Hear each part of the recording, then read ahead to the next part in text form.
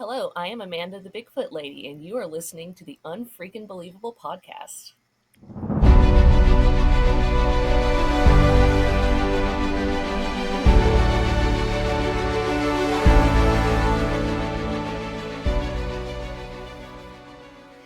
Welcome back, everyone, to another episode of the UNFREAKINGBELIEVABLE podcast. My co-hosts and I are all authors who are out to share with you the moments that alter the course of everyday lives in ways that are, well, unfreaking believable. We bring you those stories of those inciting incidents that can alter the course of a person's life. I'm Jen. I'm Jenny. And I'm Betsy. Thank you, listeners, for tuning in to another episode. And thank you for all the positive feedback that we've been getting so far. We really appreciate it. We're sharing this interview with you from our Girls Writers Retreat in Northern Georgia. Woo! And we could not be more excited. Could this place be any more beautiful? Am I wrong? I have never. It's unfreaking believable. Yes, thank you. It is gorgeous. I'm just so here. glad to get out of Florida where it's completely flat. Yeah, Flat. that's the Everything's truth. flat. There's nothing better than a little thin air therapy to make a girl feel good. Me, I'm coming all the way down. I've come all the way down here from New Hampshire, from the beautiful Granite State of New Hampshire. I think I had the farthest travel out of the three of us, didn't I? Yeah, I got here first. I was the first one to arrive in Atlanta. I was number at the two. airport. Yeah, so I got to sit and write a little bit at the airport, which is my favorite thing to do because I have my author shirt on, and inevitably people will come up to me and go, "Are you an author?" I'm like, "It says so on my shirt."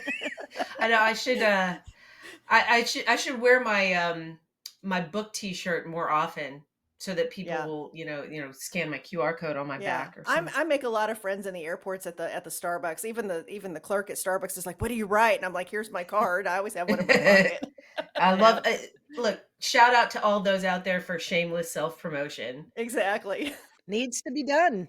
I just want to say that this is just a dream come true. So Yeah, I'm absolutely. just Being so happy together to is be with my smart. girls in some place other than the cyber world. So yeah. Girl time. yeah. We haven't been together since WriterCon. So I know. I had to mention WriterCon, right? I would say we can't have an Of episode go course. by without mentioning it. Exactly. I'm telling you, Bill, if you're listening, we're going to start needing some kickbacks. I think he did us a solid hooking us up with Dean Koontz. I'm sorry. I'm good. That's fair. Yeah. I don't need anything. I'm happy. But speaking of being thankful and people that we know, our word of the day today actually comes from the boys at the Mako podcast. Mako, we love you Mako. guys. So hey, if you haven't checked out the Middle Aged and Creeped Out podcast, you absolutely must do so. Absolutely. Sean, Todd, Nate, we love you. And the word of the day comes from them. And our word of the day today is desideratum, or desideratum, if you say it fast. Desideratum. Okay, Desideratum. what does it mean? It is a term that means something you really want. So I can kind of see Poe using this word. It's obviously Latin if you look at the ending, the UM there. And of course, desiderata is the plural. But it is definitely something I could see Poe just throwing into a story and expecting people to know what it is, because he was kind of like did that a lot. So this trip was a desideratum for us. Yes. And chocolate cake is often a desideratum for me. Oh, for me. Me too. A cheesecake. Yeah. Anyway, super excited for whatever desiderata we might run across for the rest of this trip. Jenny, got some fun facts for us. I do. All right. I have some very specific fun facts for today's podcast. Yay. And they're just all going to flow right together. So, first one, in 1965, Russia put Bigfoot on their endangered species list. Thank you, Russia. Yeah, and Germany and France. I was hoping that these would be fun facts that, especially Betsy didn't know. But Germany and France followed suit in 1967. And in 1969, Skamania County, Washington passed a law regarding Bigfoot, declaring that any willful, wanton slaying of such a creature shall be deemed a felony and subject to fines and imprisonment. And although this legislation was passed on April 1st, County Commissioner Conrad Lundy said at the time, "This is not an April Fool's Day joke. There is reason to believe such an animal exists." But since then, because of the influx of hunters in the area, in 1984, they had to declare the area a Sasquatch refuge. Well, that is amazing because in Oklahoma, less than 2 years ago, they passed a law allowing for hunting permits for Bigfoot. What? Yeah. Yeah. That's ridiculous. You don't want to Uh-huh. kill, Exactly. And that was the letter I sent to my legislator was this is a possibly an endangered species that needs to be protected. So Yeah. I was affronted on many people's behalf. Thank you. Yeah. I appreciate that. Wow. Yep. Now, Betsy, did you know those facts? I did not. I think that was really cool. Huzzah! It's hard to Wha- find something I don't know about It Bigfoot. So yeah, is. you It did a good job. is. Yeah. Right on. Well, I am super excited to introduce our guest to you today, but I need to give our listeners a little bit of background first. So for Christmas, my wonderful husband, shout out to Buck. We love Buck. We Thank love you, Buck. Gifted me with a 4-day getaway with Betsy and Jenny so that we could work in person to develop some cool content and also just to share that camaraderie that comes with being on a writer's retreat. It inspires your creativity, motivates you to, build up those word counts, get some stuff written. So after a lot of discussion, and when I say a lot of discussion, I'm not kidding. I'm talking It was hours days of and discussion. days. Yeah. So Yes. Where do we go? and What do we do? and many links on Airbnb sent all over the place and discussing what was necessary. So we decided on an Airbnb in the mountains of northern Georgia. As we were planning our drive from the Atlanta airport, because that's where we all converge, Nice we hub. noticed, guess what was on the way? Expedition The Bigfoot, Museum. the Sasquatch Museum, which I have driven past signs for before, but I had forgotten exactly where it was. So anyway, how can we possibly not go, especially given that Sasquatch is such a focal point in Betsy's Veritas Codex series? So we started coordinating with the museum staff, and we are thrilled to be doing this interview today with Amanda Stowers, known on Instagram as Amanda the Bigfoot Lady. Amanda, welcome. Welcome, Amanda. Hello, ladies. Welcome. Glad to be here. Oh, we're excited to have you. Hi, friends. Welcome to Season 5 of The Activity Continues, a paranormal podcast. I'm Amy, the producer and host of this show, along with Megan and the other Amy. We are 3 soul friends who love to talk about the Dead Files TV show, along with other spooky and spooky adjacent things. Hi, everyone. I'm Megan, our resident scaredy cat. I love this stuff, but it absolutely terrifies me. It doesn't terrify me Me neither. most of the time. Hey, everyone. I'm the other Amy, sometimes referred to as Amy, ABP, or AP. And I'm the voice of reason in the chaos, trying to keep these 2 spooky, goofy, lovely ladies in line. We're creating a community of like-minded friends who love to discuss all things paranormal. Come join us where The activity activity continues. We're so thrilled that you could join us today. I've listened to some of the podcasts that you've done in the past about your stories, and when you were referred to us by the owner of the museum, we were just thrilled. Tell us a little bit about how you got involved with the museum. Don't tell us your story yet, but tell us how you got involved with the museum. Oh, man. So I was in an odd position. I was in between work at the time. This was around 2018, 2019. And I'm from this area, from where the Bigfoot Museum is. I'm born and raised in this area, if you can't tell by how I talk.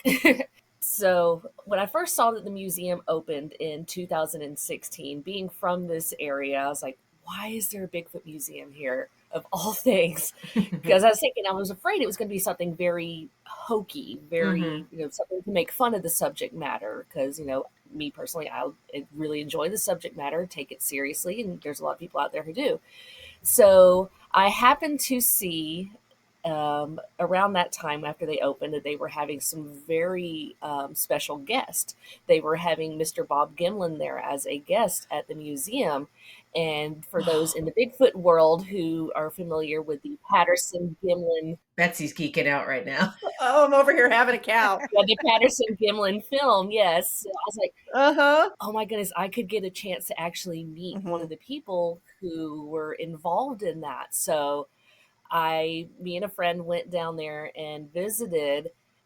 And I got a chance to meet him, and I got a chance to meet the owner because I was talking to another employee, sharing that, I've had some weird experiences in the woods up here. So I met the owner, Mr. David Becerra. Me and him spoke. I shared my encounter with him, and we ended up meeting, me and David, on two other separate occasions. Went shopping one day. They had a store at one point in time, and I was shopping up there, and he recognized me. I recognized him, and just said hey again. And then my best friend, little shout out to my bestie Ashley Range in Washington. She came to visit me down here, and of course, we had to go see Expedition Bigfoot while she was down here. And I took her, and once again ran into David and his wife, and got to chance with them and meet with them. And so fast forward again, and a few months later, they posted a job opening there, and I was like, oh, there's no way. Yeah. Come on, please, please. Hire me.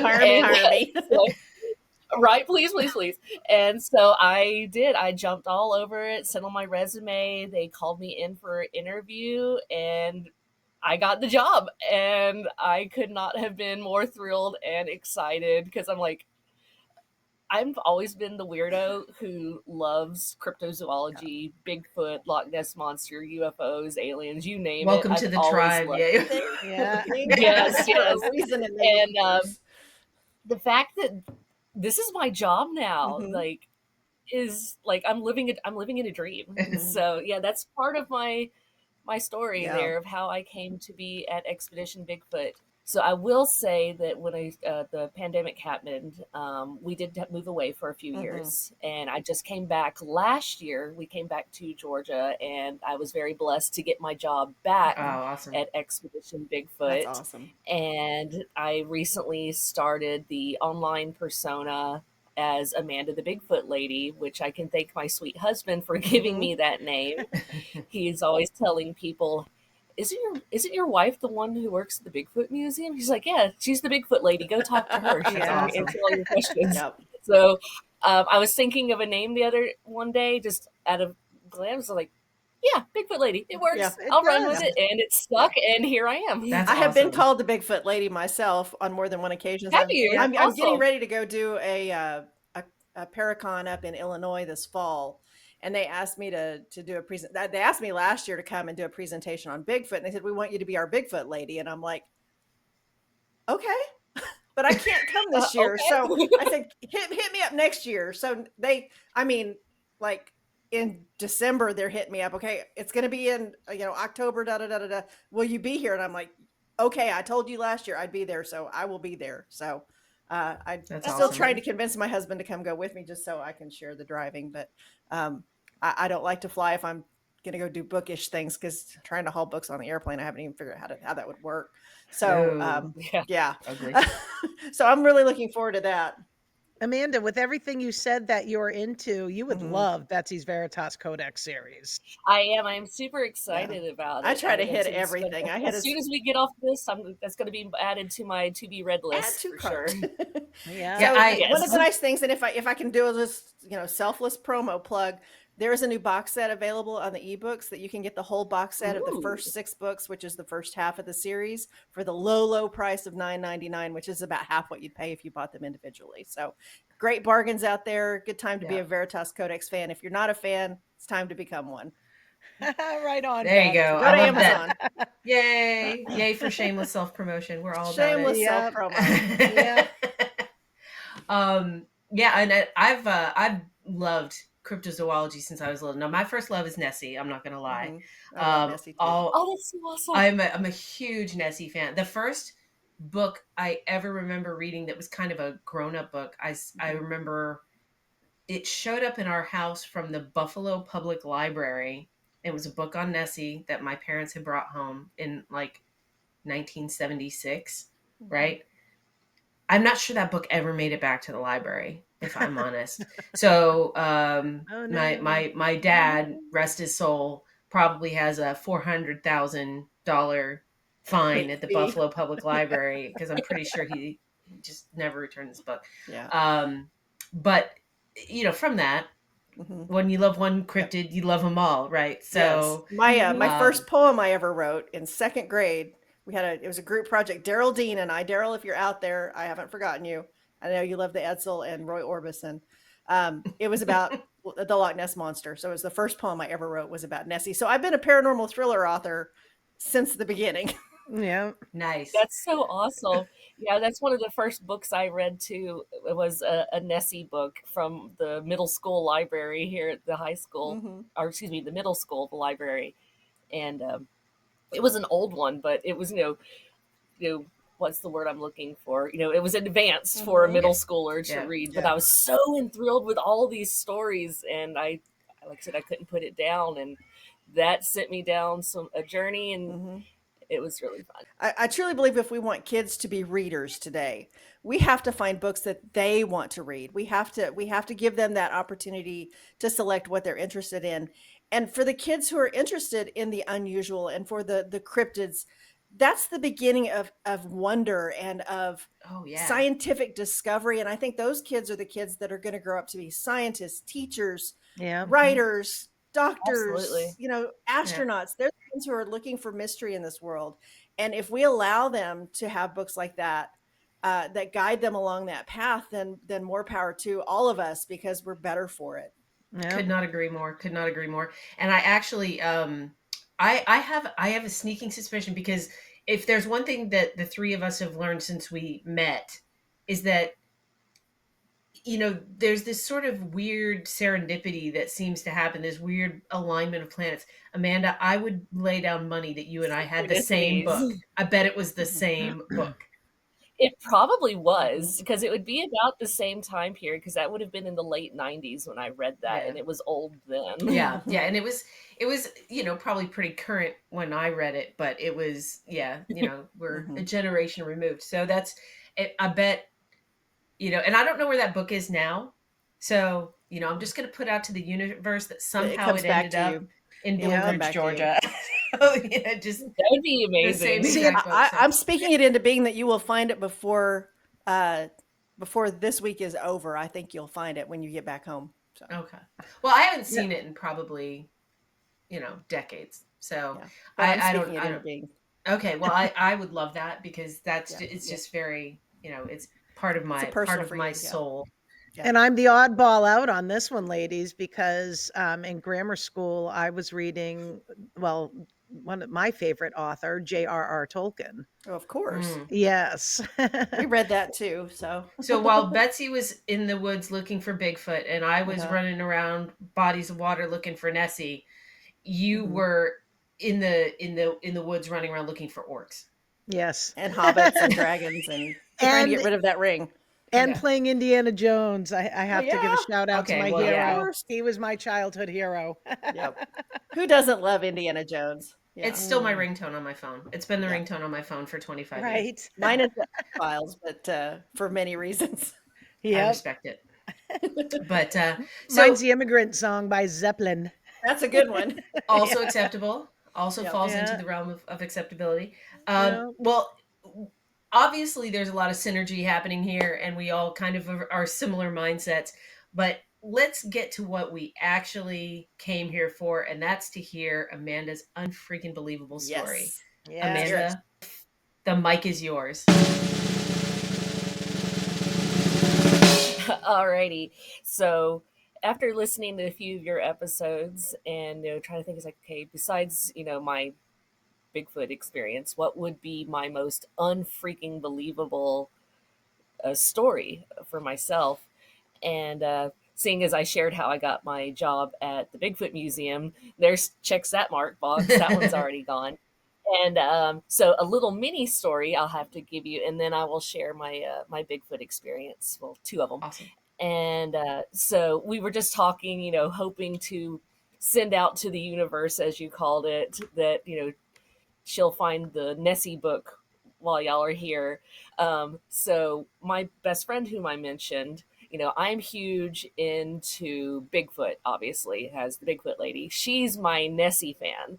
And while she was here visiting me this last year, of all places in the world, we were walking around a little antique shop here in North Georgia, and there on the shelf was a little Nessie figurine, and it was a antique liquor bottle, but it had the little Scottish cap on it. It said Loch Ness, and it still had the old label on it. It was like, of all the places in the world to That is find cool. an authentic thing, for her to find it too. Yeah. It was Right. just, like I said, the stars aligned. Yes. It was just meant Exactly. to happen. So we are hoping that you guys find your things while you're here.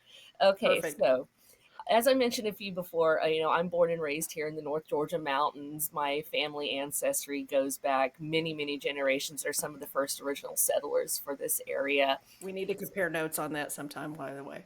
Oh yes, trust me, we can. I have some family history there too. Awesome. Yeah, that'd be great. Yeah. So on my father's side of the family, there's a piece of property up here in the mountains that again was some of the early settlers, and it was still some of the several hundred acres of, it's been divided over the years, but some of the distant cousins still live there.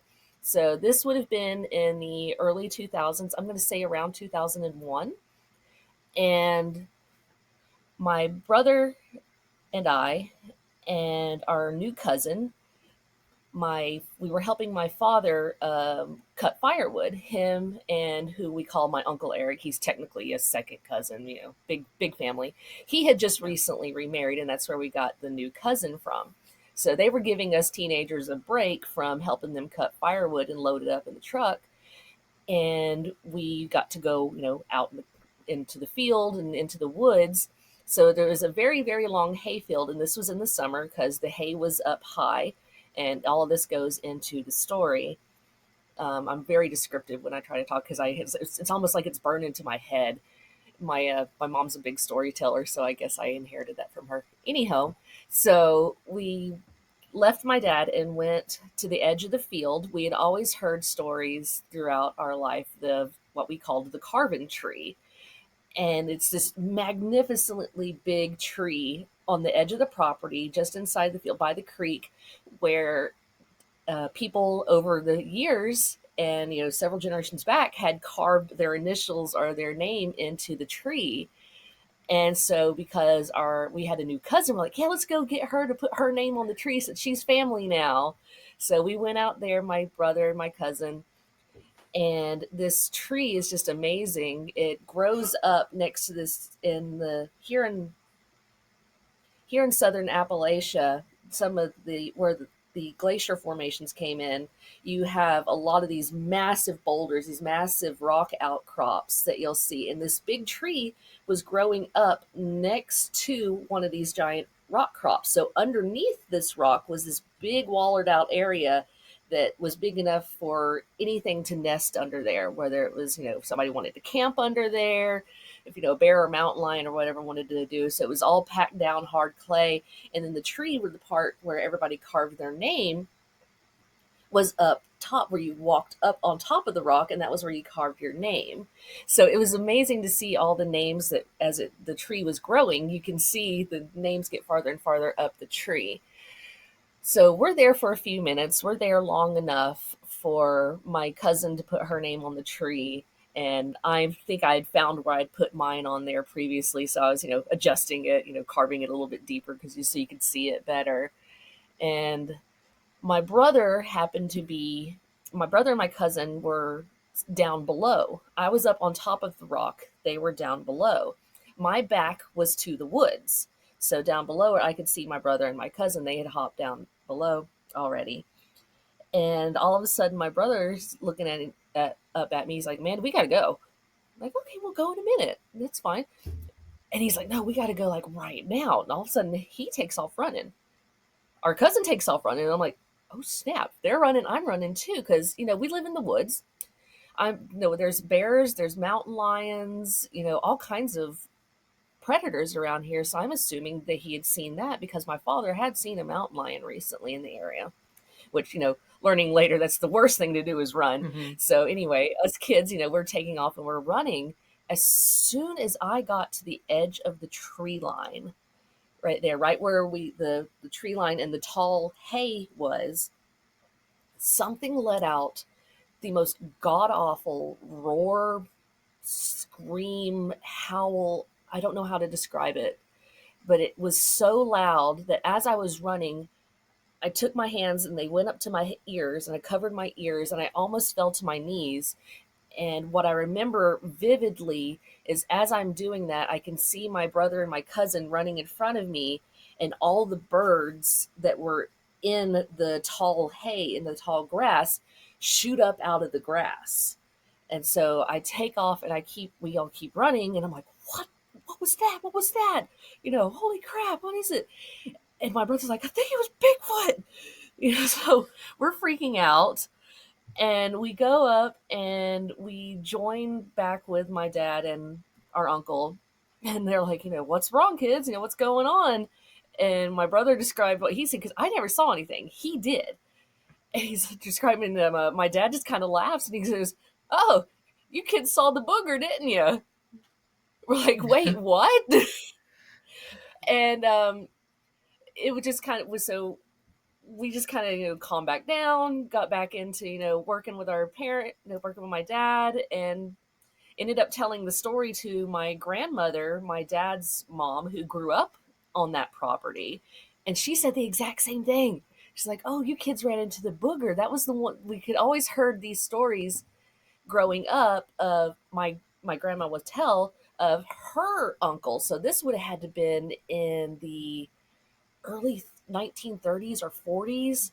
And he always said that he would never go back out there at night because of the booger. And for those who don't know, here in Appalachia, booger not only can be a term for Bigfoot, but it can also be a term for, just other things that go bump in the night. And so we'd always hear tales of the booger and I thought it was a ghost that they had talked about because, we did have some, a lot of Native American stuff and a lot of Civil War stuff come through the area. So I'd assumed that it was a ghost that he had saw. No, it was one of these things that he had saw all those years ago. So apparently this thing had been in this area all this time and never knew about it. Like, thanks guys. That would have been some really nice information to have known before we got ran out of the woods. So that's something that's totally compelling to me. Just the fact that the generational stories. Yes. It's not something new. This is something that's been told for generations. So exactly. Sorry, keep going. No, you're fine, darling. You're fine. And so the other unfreaking believable part of this story actually comes recently because, I was the eldest child. So I did leave home when I was 18. And so me and my brothers kind of didn't get to talk and didn't get to see each other for, quite some time, except for, in small pieces around the holidays and things. So it wasn't until this year, and, because I have been sharing my story so much working at the Bigfoot Museum now, I'm like, okay, I want to make sure that I have my facts straight, that I have my story straight. Because so I finally got to talk to my brother who I shared this experience with over the holiday this year. And I asked him, I said, that's one of the most things that I remember so vividly about this experience was that, how loud that roar was to me. And, you were the one who saw it. And so I asked him to re-describe what he saw to me. So that way, okay, so what I have been saying is right, what you remember. Says, but I asked him, said, do you remember hearing anything? And he says, no, I don't remember hearing a thing. I just remember seeing it and running, and that was it. And I was like, how could you not hear it? It was so loud. And so that kind of goes into some of the more, as Betsy might know, the quote unquote woo stuff that goes along with some of these cryptid things. And my brother described the creature as he saw it. He said that it was up in the woods behind me. It couldn't have been maybe more than 50 to 100 feet away. And it was leaning out from behind the tree. He could see one shoulder and the arm and legs. So it was kind of like, half of it was standing out from behind the tree and the other half wasn't. And he said it was very like orangutangish in color, that kind of the dark brown orangish color. Like the Florida skunk ape is a sort of a reddish color as well, yeah. Yeah, yeah, and they have different colors down there Mhm. as well, but that's different rabbit holes. Yep. And Matches the he's habitat. Mhm. yeah, exactly. Mhm. And he said, he could smell it a little bit, but he said that this was the eyes that got him. He said the eyes were Mm-hmm. red, and he said it was looking at us like, what are you doing? This is my area. This is my turf. Y'all need to get out of here. And he said that's what scared him the most, was this thing looking at him with those red eyes with just this look of hate Ugh. on What his. time of day was it? Was it afternoon, evening? It would have been afternoon, midday, I would say, because it was really Okay. sunny still. And Okay. we still had to That makes finish sense. working the rest of the day. Mm-hmm. That's consistent with everything I've heard. Pretty amazing. Pretty scary. I just recently did an interview on the Okie Bookcast. They did what they call pages to pictures, where you take a book and you compare it to the movie. Oh, And so nice. we did an analysis of the book Where the Red Fern Grows, which is set here in Oklahoma. Hmm. And I had read that book. I've probably read it 100 times. It's one of those that if I find it, I pick it up, I sit down, and I'll read it until I get to almost the end, because I just can't read the end. It's just too sad and I can't finish it. But I picked it up again because we were going to do this analysis and I wanted to be prepared. And, I'm Hmm. an over planner for everything. So I watched the movie, I read the book again, I watched the movie again in the week that I had to get ready for this interview. And I discovered that Bigfoot is mentioned in Where the Red Fern Grows, Oh, really? which was set in the 1930s. And it's based on a true story. It's based on this man's life. It's fictionalized to a certain degree, but Yeah. it's quasi biographical. And there's a line where he's talking about how his grandma was so mad. He said, I haven't seen grandma that mad. I've never seen anybody that upset since our mule got scared by the booger. Oh, interesting. I will have to pick that book up again. And I had glossed over that so many times and never put two and two together. So when you start talking to him about the booger, I had never heard anybody call Bigfoot that until I have a friend who lives down in Hmm. Honebby, which is the Bigfoot capital of Oklahoma. We have quite a few sightings down in that area, and I had gone down for one of his book signings, and so I had never been to Honebby, and I wanted to go Is see that it. And they have a John? big area that's John Yeah. Vandevenner. He's another Shout great out. Bigfoot author. If anybody hasn't heard of him, yep, shout to John. But I never been there, and I wanted to go drive the Bigfoot Highway. We actually have a section called the Bigfoot Highway in that area, and I wanted to stop and get pictures because there's a sign that says, Bigfoot Highway. And so we stopped in Honebby. There's no traffic. It's a 2-lane road. Nobody, no traffic going through or anything. So we stopped, pulled over, and my husband took some pictures of me under the sign.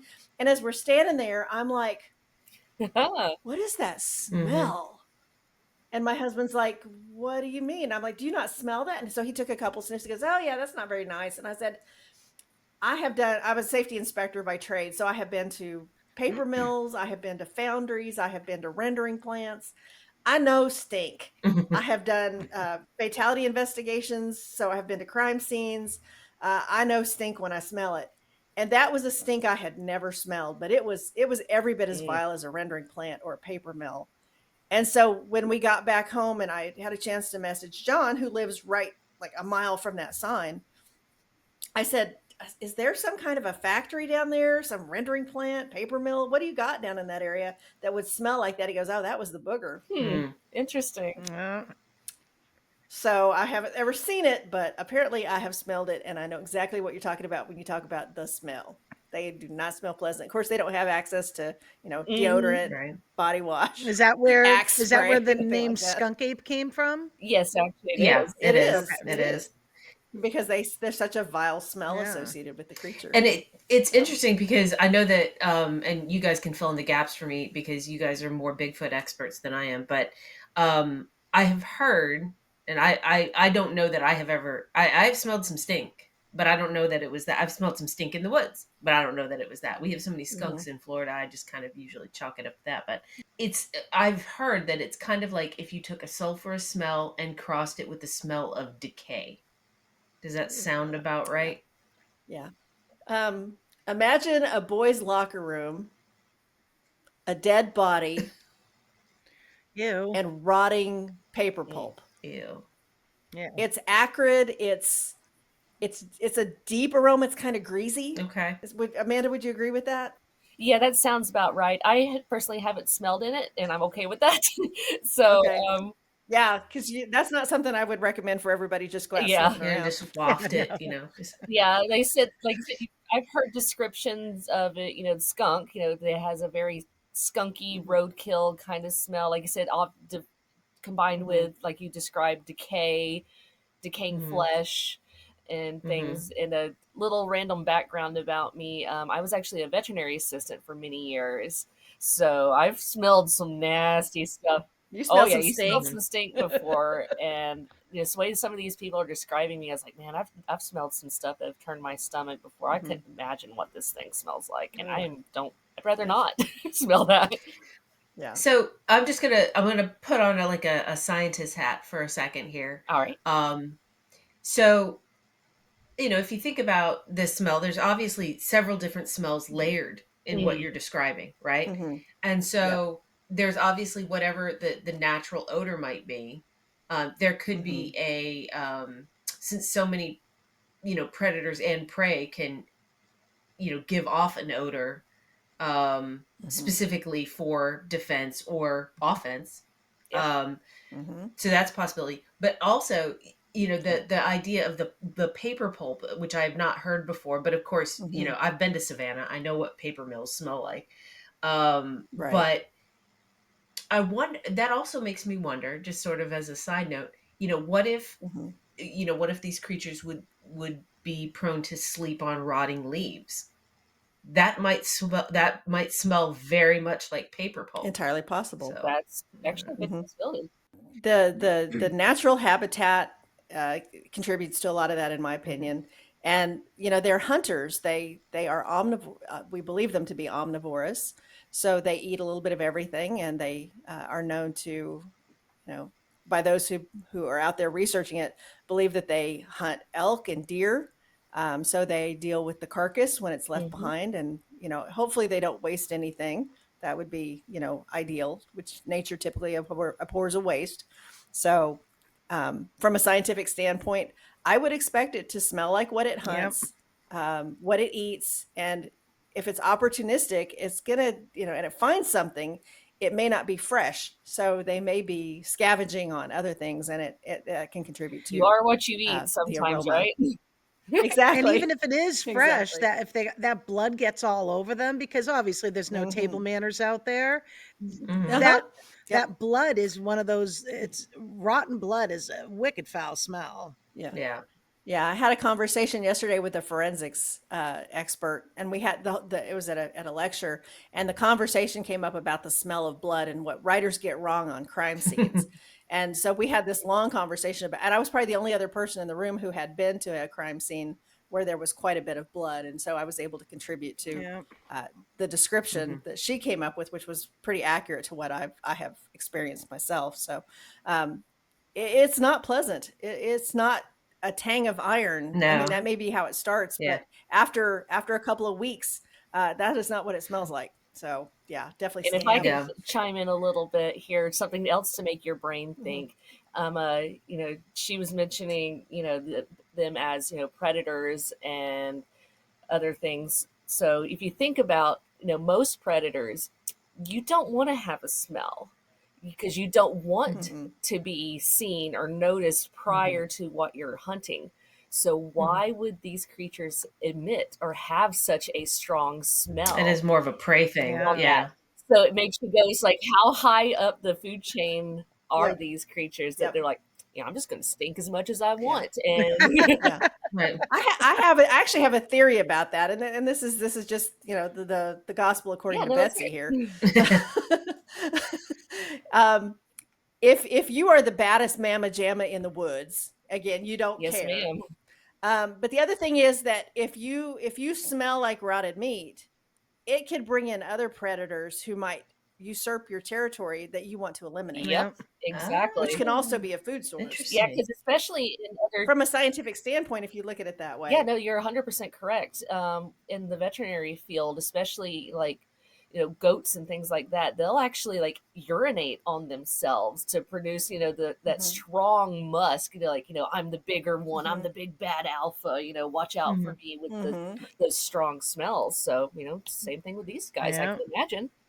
Well, that is this has been a lot of fun to talk about. Just you can just picture me, guys, with a great big Fox Mulder "I want to believe" sign like behind my head right now. So just imagine Yes. that. Yes. The truth So- is out there. Yes, it And we is. will find it. But some truths were never meant to be told. Yes, ma'am. That's right.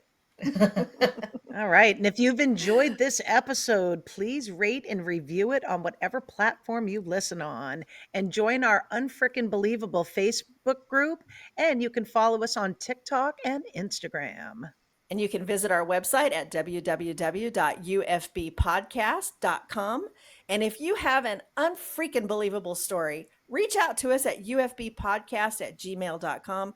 We'd like to hear your story too. In fact, go ahead and subscribe so you never miss a single Unfrickin' Believable episode. And if you enjoyed this interview, swing on over to our Patreon for some exclusive content, including this trip to Expedition Bigfoot. Betsy, what's our quote of the day? Our quote of the day comes from Albert Einstein and The World as I See It. The most beautiful experience we can have is the mysterious. It is the fundamental emotion that stands at the cradle of true art and true science. And if I can add in a quote of the day, it's one that just I discovered recently, comes from Dr. Mike Heiser. He mentioned it, and it says, "The world is stranger than we think, but it should not be strange to think." Awesome. Oh, I love that. Oh, That's beautiful. That's Yeah. fantastic. And be sure to join us next time for yet another unfrickin' believable guest with an unfrickin' believable story. And as always, thank you for listening. And as you go out into the world this week, remember, don't just be amazing. Be unfreaking believable. See you all next time.